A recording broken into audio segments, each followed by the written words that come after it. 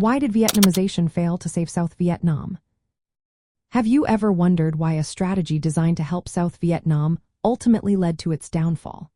The answer lies in the complexities of the Vietnam War and the Cold War context. Vietnamization was a policy introduced by the United States during the Vietnam War.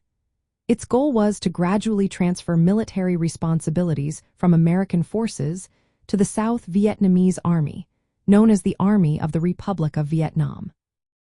This approach aimed to reduce United States involvement while still keeping a strong anti-communist presence in the region. From a communist perspective, Vietnamization was an attempt to contain the spread of communism in Southeast Asia. The domino theory played a significant role here. This theory suggested that if one country fell to communism, neighboring countries would follow, like a row of dominoes. The United States intervened in Vietnam to prevent this spread. However, Vietnamization did not succeed for several reasons. First, the Army of the Republic of Vietnam was not adequately prepared to take over from United States forces. Despite receiving training and equipment, they lacked the leadership and strategic capabilities needed to effectively counter the North Vietnamese Army and the Viet Cong. Second, the North Vietnamese Army and the Viet Cong had superior military tactics and a strong logistical support system. They maintained a strong presence in South Vietnam even after the withdrawal of United States troops. This military strength ultimately led to the fall of Saigon in 1975.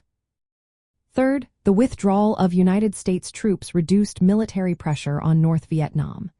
This allowed them to focus on defeating the Army of the Republic of Vietnam. Additionally, the United States did not provide sufficient ongoing support to the Army of the Republic of Vietnam, further weakening their ability to resist communist forces.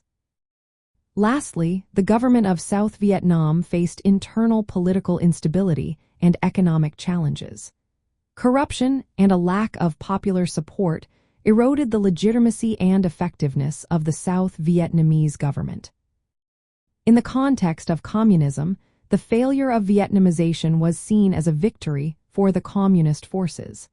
They successfully unified the country under a socialist government. This outcome aligned with the broader communist goal of spreading socialism and defeating capitalist-backed governments in Southeast Asia. The failure of Vietnamization was primarily due to the military and political weaknesses of South Vietnam, combined with the strategic advantages of North Vietnam.